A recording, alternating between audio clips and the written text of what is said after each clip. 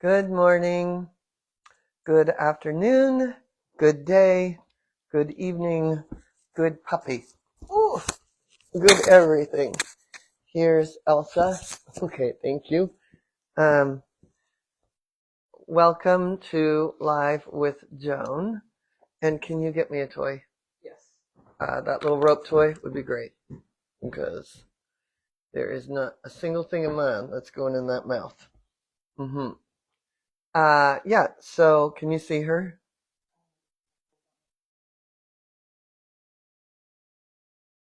Yes. Should be able to see her. Yeah, you could see part of her. Yeah, you Well, can see her. can we see her, please? Yeah.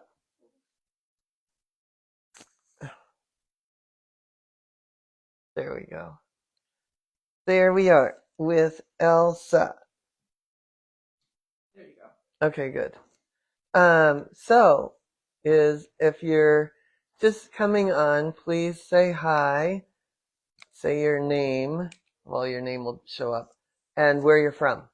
And um, here we are. Is anyone here? Yes. Leslie Williams says hi. Of course. Hello. Tanya says good morning, everyone. Good morning, Tanya. Joyce Lee Leggett says hi. Hello. You are very sleepy. Speaking of sleepy, the other two dogs went on the hike this morning. It's the first time I've had the strength since I was so sick to do the whole hike, and the other two are passed out. They are completely out of shape, as am I. We're good. Okay. Anyone else here? Yes. Well, no, people are. Carrie Ann McGrath is watching, even though she hasn't said anything. Okay. Anyone? So say where you're from, say hi. And of course, we're here for the Q&A for the May Their Memory Be a Blessing. So hopefully people will come on and have some questions or some comments or some experiences or something that they moved through. You.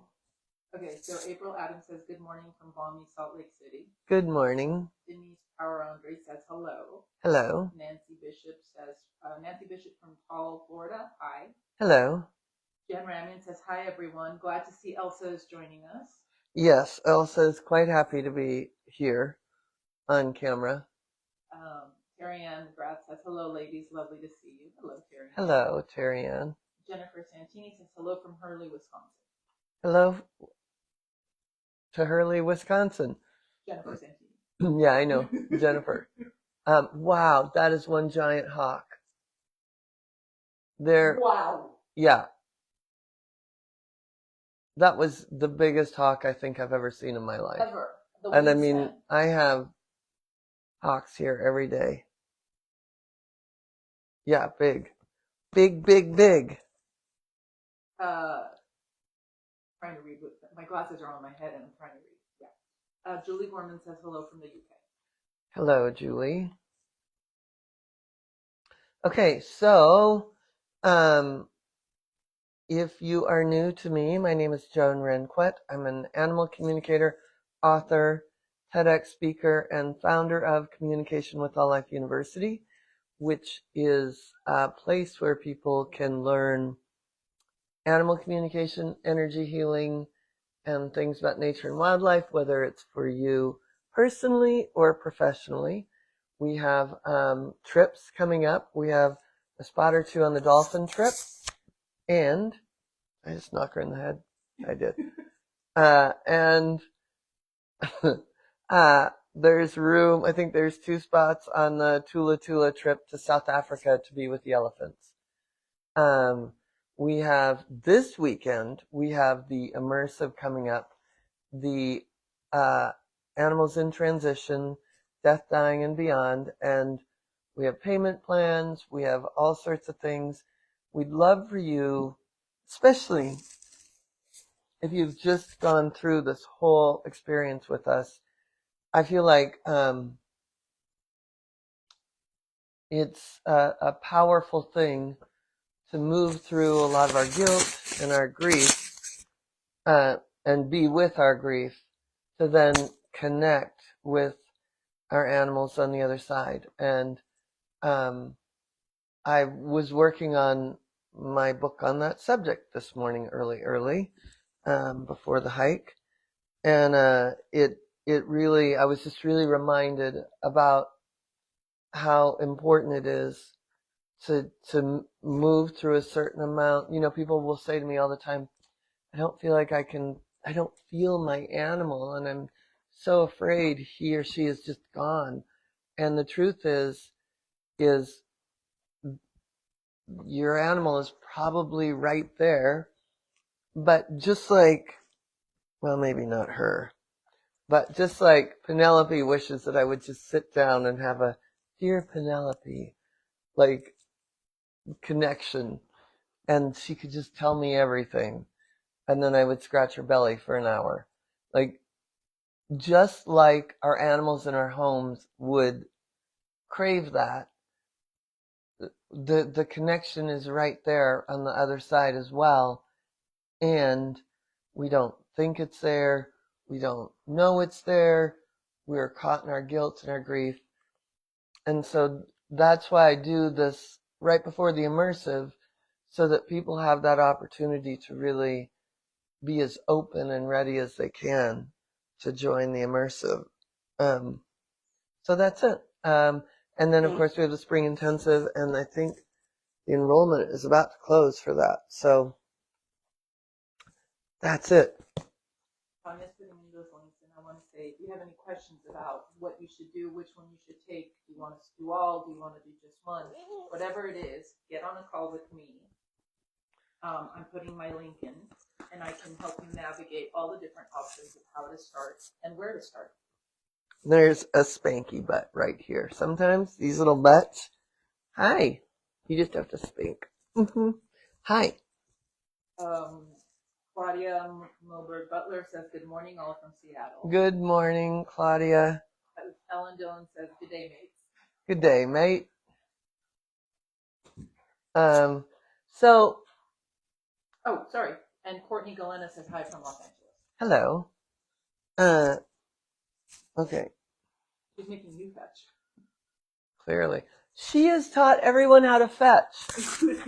No, I know how to fetch. Believe me. It's these two that, it's one, chair fetching, maybe, but I'll tell you, she came in knowing how to do this. That's all I'm seeing. I know. That's why I'm like, there's no appendages going near those teeth. So I know your sisters are here and they're way more fun than me.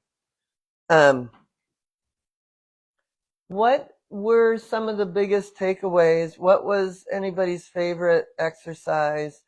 Let's start with that. What was the thing?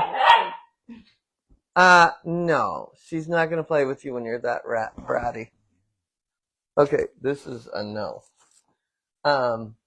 What was the thing that hit you the most with the no. With the handouts that you got, some of the exercises, some of the things. That's a good girl. That's a good girl. Some of the things that you worked on, that you worked through, that you were present with. What were some of the big takeaways for you, or what gave you the most peace? I know it's interesting right now to be working through that in the new book, because the chakra book I turned in yesterday, which means I can work on the animals in transition book today, and I did. And the animals in transition is, some similar exercises, and then very much the part 2 is all about connecting. What does it look like if our animals have reincarnated? Things like that. So it's going to be good. So it's a chakra book, but that's another story. So any ahas, any? Yes. Okay. So Courtney Galena says the origin story, but I still can't get past why they leave so young and with so little time with us. Okay. Barbara Spalding says the tapping was exactly what I needed. I'm gonna go back to the origin because we'll address Barbara in a second. So, first of all, I mean, I'd love to hear like what really helped you was with that, and then we'll get to why the someone is playing out her origin story. I know. She just stepped on that toy with the other toy in her mouth. She got 3 toys in her mouth last night. Anyway, what did the origin story help you remember who they were? Did it help you connect? What was it that helped you the most? And I know for me, that origin story is so important because when they get older, or if we've had the shock of some sort of tragic accident, we kind of fixate on that. And so that origin story often brings us back to who they were, which really helps. Did she write back at all? I'm waiting to hear back, but some other people have commented. Okay. And I so once I hear that, I'll talk about like why they may have left so early. And then I'm really glad that the tapping helped Barbara because that was big, that tapping. And I'm hoping the transition was beautiful the next day. And I see that you've joined us for this weekend, so that's exciting. Courtney Galena says, remembering the pure emotions that brought us together helped so much to overcome some of the grief. Yes, help me remember and connect back to their pure connection. Yeah, and that is so huge, right? Because otherwise we make up stories all day long. Our brain, if given the opportunity, is super creative. And we can make up things that bring more doubt, bring more confusion, bring more, prolong the grief, if you will. And then what I would say about like, the, you could see what we see, well, you can hear it. All the toys that were in a toy box in the other room have magically ended up under my desk. My desk is right there. So it's pretty funny. Anyway, the why do they die so young? I said in my TEDx talk that, if I could be God, I would change, the lifespan of dogs and cats. I just need 1 minute, right? Change that, change the intestine of the horse. And then I said I'd make smoking and drinking healthy. Anyway, but the we don't know what it is they came in to complete, and we were obviously a catalyst for that. And unfortunately, it's really painful that they leave so early, but know that you were part of something coming together. That animal was on a clear curriculum, and really completed in a way that apparently the rest of us have not. And that's at least what I believe. Says says, it's easy to focus on the last moment, and mine was a bit traumatic, so it helped me remember the love and bring me back to focus. Elsa reminds me of my boy Ollie. She's young, but she's trying to get your energy to move. Good luck. Okay. Claudia says, all the memories that came flooding back about how much love this boy brought to our home. And Nerissa, absolutely. Nerissa Dowling says she arrived late and she wants to know what the origin story is. The origin story is just going back through, like just telling the looking back at who they were, because like we got you from Deidre, who used to work with us, was part of the school for a long time. I know we have each of them have a great origin story. Sometimes they come from trauma, and yet our origin story then is like how we overcame that, or just moved through it quickly, and it's as if it never happened. So that sort of thing. It's in the handouts for the May Their Memory Be a Blessing. I think it's first or second handout. And often, it's funny because Delilah left in October, and I, took these guys on a hike. We have not been out on the hikes that much because I got COVID right after she died. We maybe did the hike a few times. And we did it every Tuesday, Thursday, Saturday, sometimes even Sunday. So then I was sick, and the fires and the evacuation and the blah. And the next thing you know, then it rained. But it's these guys almost forgot how to be out there. It was interesting. We had our player was definitely Delilah. But look at how exhausted she is. I mean, I am telling you, we have not done anything like that. I'm going to be in bed by 4.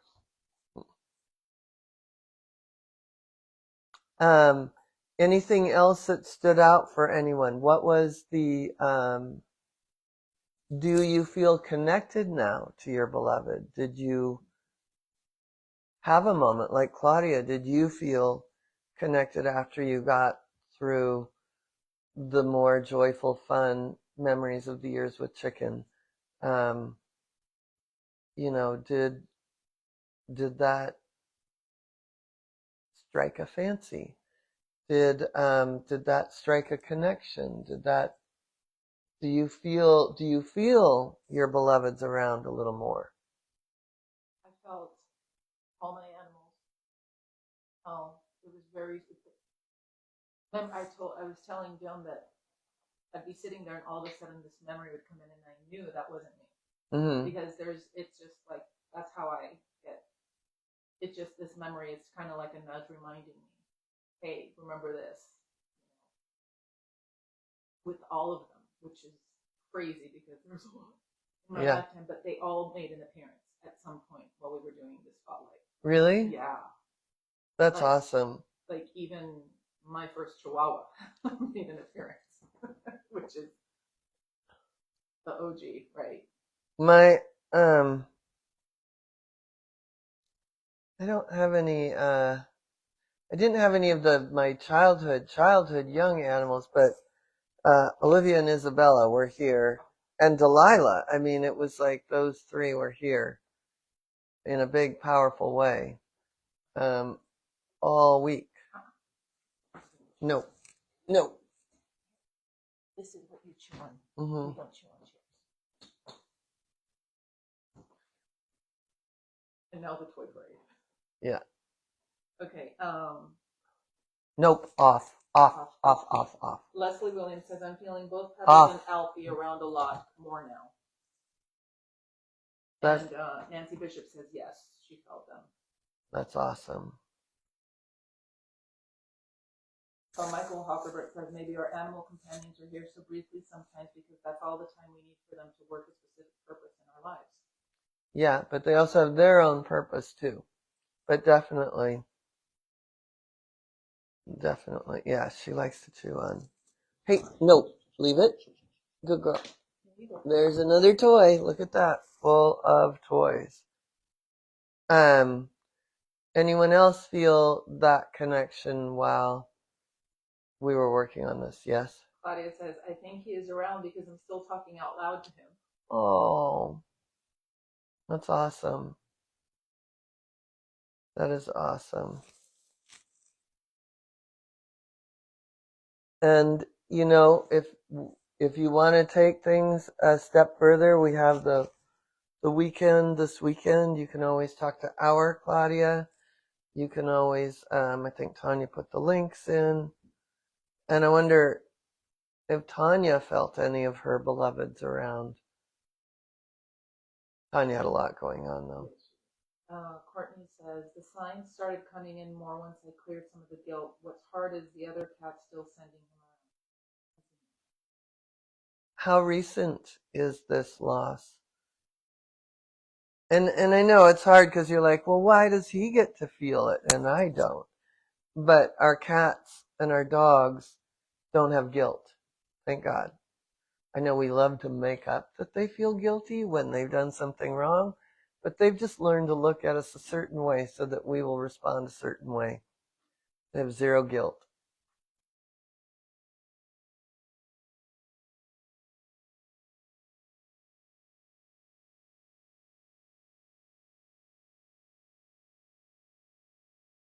Someone's moving the camera. Yeah.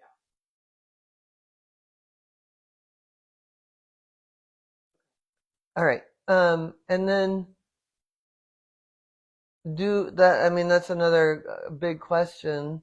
I mean, Claudia, I'm assuming that chicken was the only animal in the household, but for those of you that have other animals in the household, do they feel connected or do you feel like you need to bring them up to speed? What is your household feeling like right now?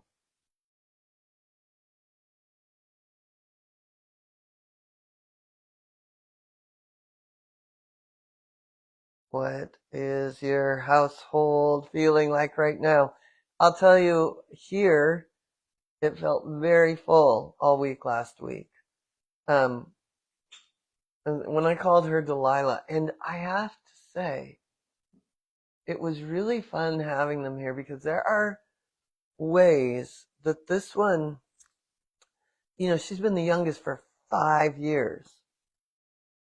That's a long time. Because Abby was only the youngest for like 2.5.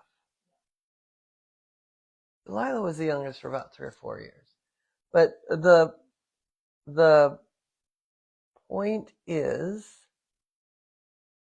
I've watched partly bringing the puppy and partly just kind of hitting this 3.5, 4 month mark with Delilah. I've watched this one really mature into quite an elegant dog. And the same with Abby. I mean, Abby's really been extraordinary with the puppy. But even this one has been too. And just the choices they make out there with just me. It's been remarkable to see who they're stepping into being a little more. And so are you having any of that in your household? And the camera just got moved again by a puppy who is asleep on my foot or starting to nap, but keeps moving. She's pushing against the tripod.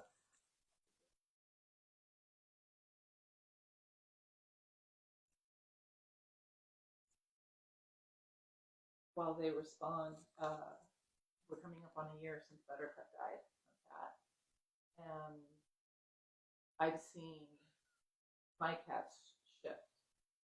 Lakshmi has taken on Buttercup's job of announcing when it's time for breakfast and dinner. That's a big job. That's a big job. That used to be Buttercup. And Minky has taken on Buttercup's job of counter surfing, which she never used to do. Buttercup was the foodie, and they've both taken on. Yeah, Minky's really the foodie now. Oh my god! I know. When I've come over, it's like, we're eating with the cat. Oh yeah, and she loves lettuce, shredded lettuce. I mean, but though she wasn't like that before. That was Buttercup. We couldn't leave anything out. I found a birthday cake on the floor once because Buttercup knocked it off the counter, and she was very happily eating it on the floor.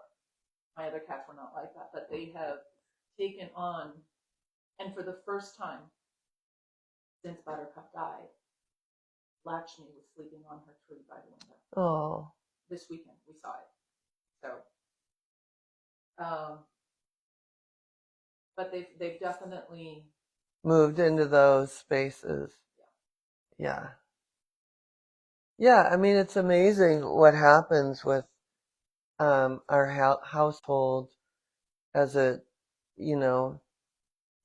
settles. And once we kind of, at first we have this new normal that's weird, I had, we have someone in the program whose cat died yesterday in an accident. And it just tragic, just tragic. Only 5.5. And, I talked to her first thing in the morning when, right after she had texted me and said that she found her cat. And then I texted her last night because I just said, sometimes that first night, and I need to text her this morning. And that first morning is almost like unfathomable that this is real. I mean, even though I knew there was something going on with Delilah, it was sudden. Same with Isabella, whereas others, Olivia, Francesca, and Gabrielle, they they carried on in a way that, we could prepare for it. But when you don't have the opportunity to prepare, I mean, either way, it's devastating, but it's still, I think that first night after a surprise situation is like, yeah, it's just one of the hardest things. That next morning, like, is this real? Like, for the next few weeks, I can remember just like waking up after Isabella died, like, what? There seemed like there was nothing wrong, and all of a sudden, bam. Nobody? no. But what you're talking about is I get it's you first wake up and you're still kind of like in that dream state of everything's fine, and then it's every morning they die again. If that's what It is it's exactly just, that. yeah, every morning they die again. Yeah. In your heart, like, oh. Yeah, you have to go through it again.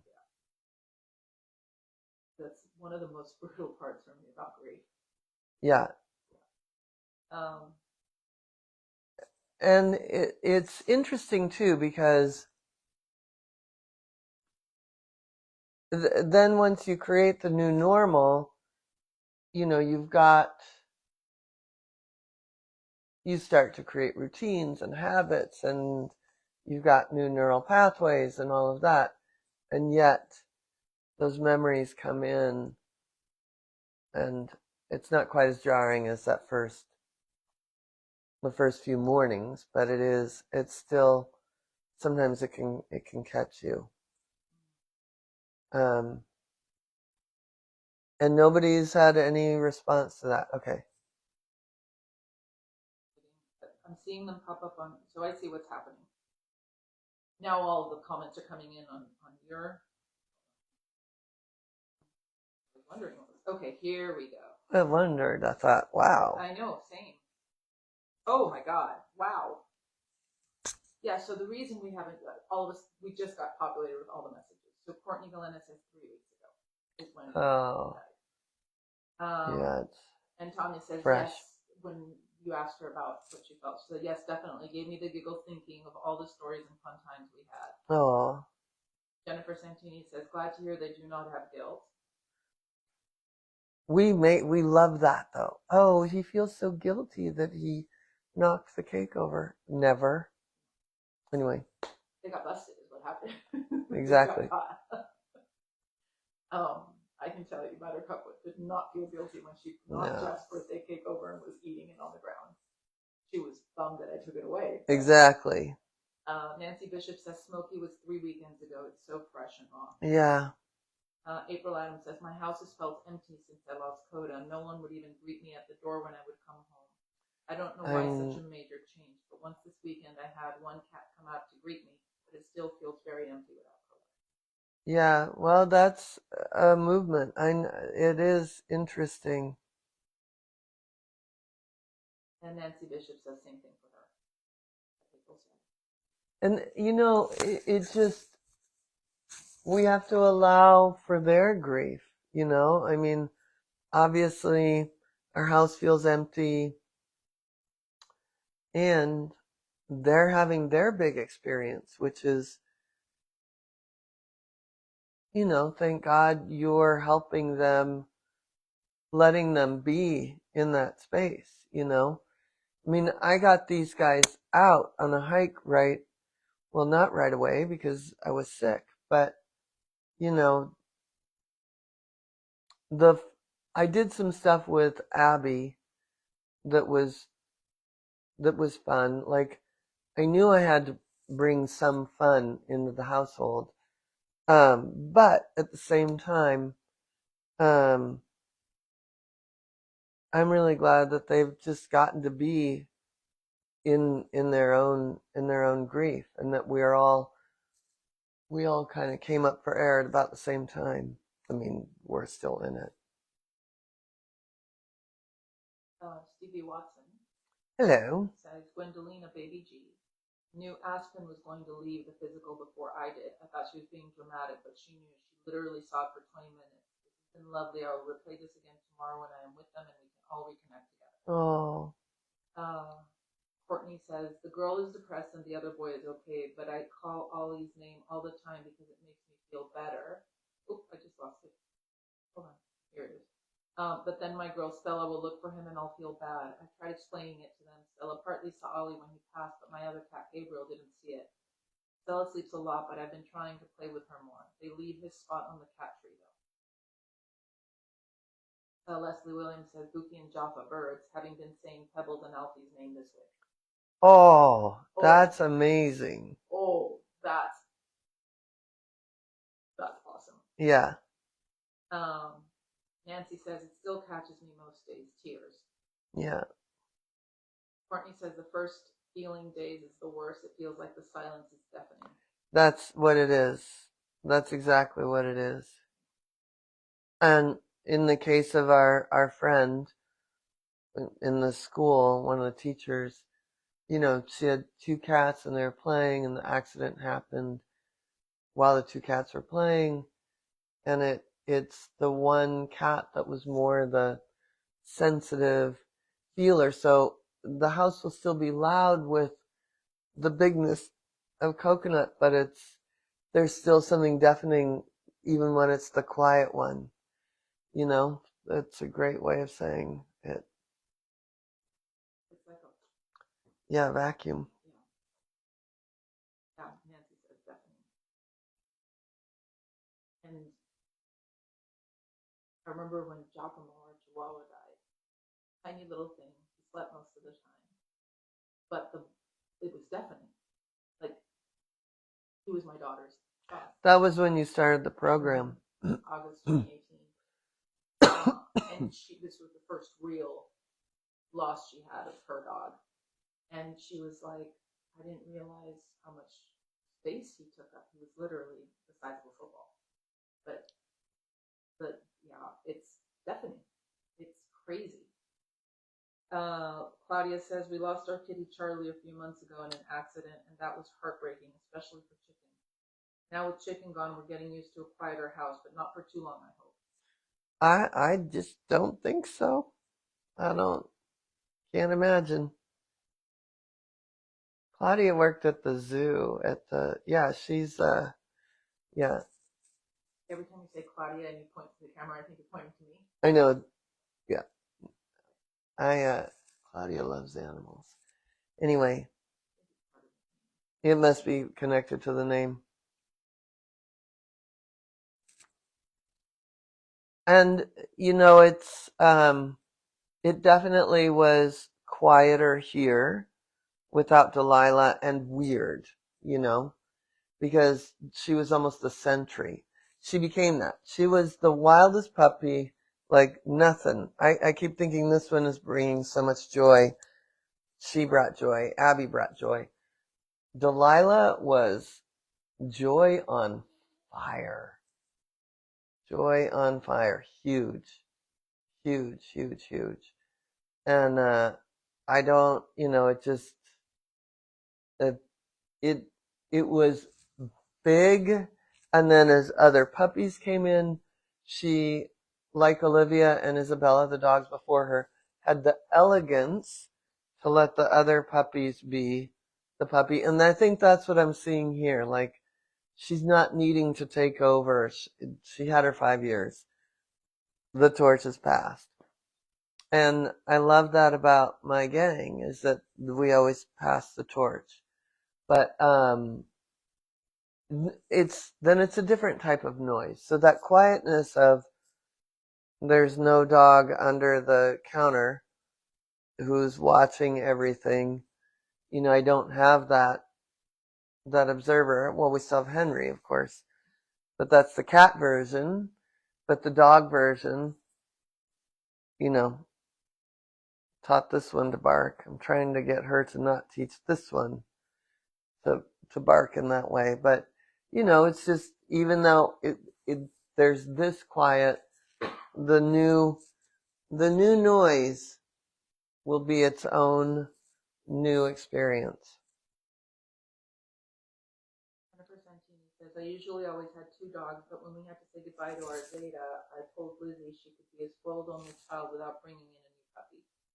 Lizzie was always great with dogs, but toward the end she decided they were too much to handle. When I had to say goodbye to Lizzie in 2022, this was the first time I was without a dog. That was difficult.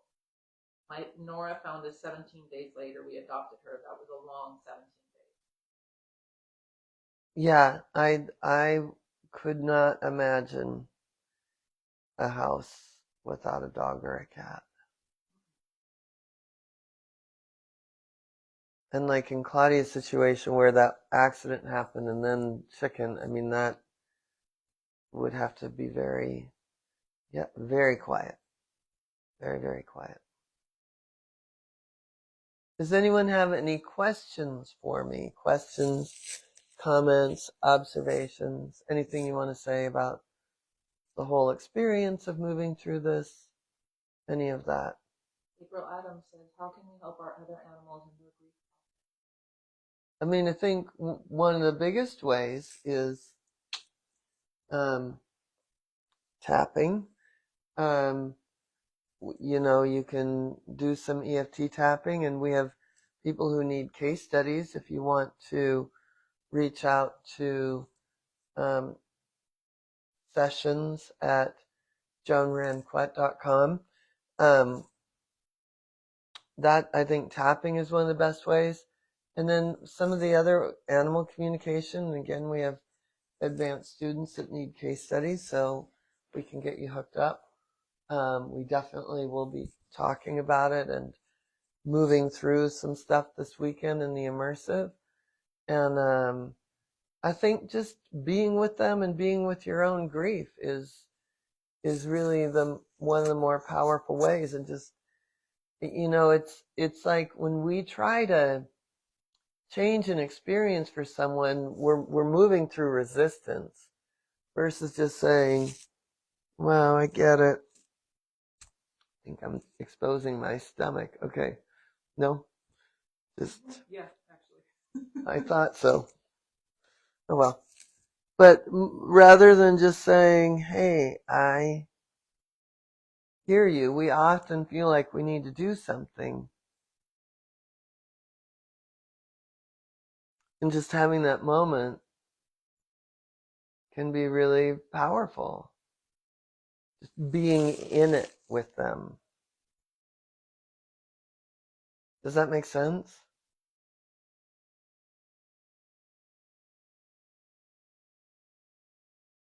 Yeah, it's what we teach in animals in transition immersive or part of the intensive, holding space for people and animals. Yeah. Right? Allowing them to have their feelings without having to do something. That's one of the things that our friend who lost her kitty, she said that a lot of people said so many things to her that were just so, spiritually bypassing.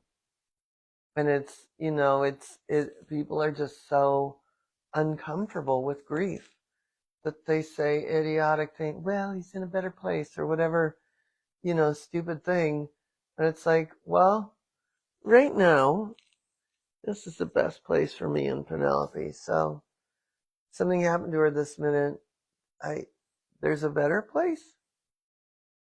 I think that's pretty good. But this is what we do because we don't, we haven't normalized grief in the way that we could or should or would if, I mean, it's unpleasant to begin with, but then it becomes even more unpleasant. We think, oh, they're being negative, or, oh, here comes so and so. She's got that grief again. We're not that. I think it's refreshing to be real, but, the rest of society wants us to be positive. Stevie says that is so true, Joan. We don't need to be fixed. We just need someone to be with us in grief, who can be just as comfortable with us in sadness as much as in joy.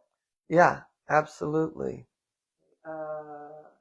Nancy Bishop says, I'm lost without smoking, never long without a dog, but this time feels different. Um, Oh yeah, it's really hard. Courtney says, do you agree with showing the other animals the past body of the pet if we're in a position to show them? Is it better to make them realize the nature of what's happening? I've always done it. I actually regret that I didn't show the horses Delilah, but we had class, right? Like I didn't even think about it. But, she died at 10 o'clock at night or 11 o'clock at night. So she was here all night. And everybody, I'm a big believer in that. And normally I take the animal's body down to the horses and I didn't. So they looked around for a bit. And then April says, yes, it does make sense. And then Jennifer Santini wants to know what are the case studies? Mm.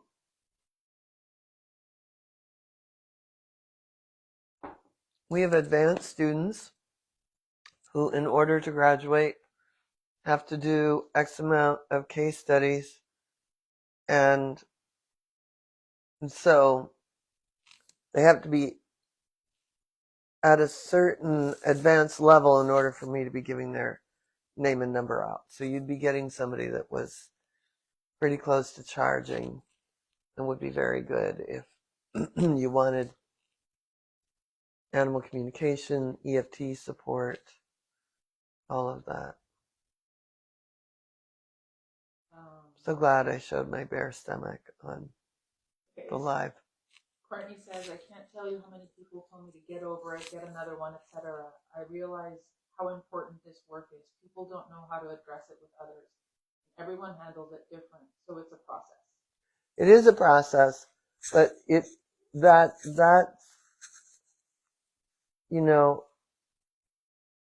having it short-circuited or just shut down has been modeled by society. So by being in the process and not letting those things influence you, you're really creating an education for people. And that's what I was saying last night with our friend that lost one of her kitties, is like, well, you're going to end up being quite an educator in this process, because I have the luxury of, I don't have to back down from it, right? Like, because I've been doing this for 30 years, been teaching for 27, it turns out. I don't write books about it. I can kind of get away with anything I want. I can grieve hugely publicly. And I know that. I mean, I know that I'm in a lucky situation. And the more each of you are true to yourself in this process, the more you're going to give someone else permission to be true to themselves in this process. And that's as good as it gets. That's really going to help, I think. Carlin Roth has a question. She says, can I throw out a question about the wellness of my oldie boxer boy and his sister who have a bad heart murmur? I worry about his age, her grief when he departs, and or his grief if her heart problems take her early. Awesome question. So I would, what are the names again? Ollie? No, that was someone else. She didn't give me. Okay, but it's a boxer and what else? A boxer and his sister. Okay. So the girl has the heart problems? She has the heart murmur, but he's older. So okay. She's worried either way. Right. You know, it's going to be painful for someone. Ooh, puppy just stretched. It is going to be painful for someone. And it's going to be really hard for you. We know this. That's out there. For right now, how much joy can you bring to each of them? You know, it's sort of like this new book that I'm working on, not the chakra book that's coming out, but the Animals in Transition. If I could hand this book about transitions to every person that got a puppy, it'd be the best thing I could do, because the second chapter is about the bucket list, and we don't have to wait until they're older to make that bucket list, right? So what is it?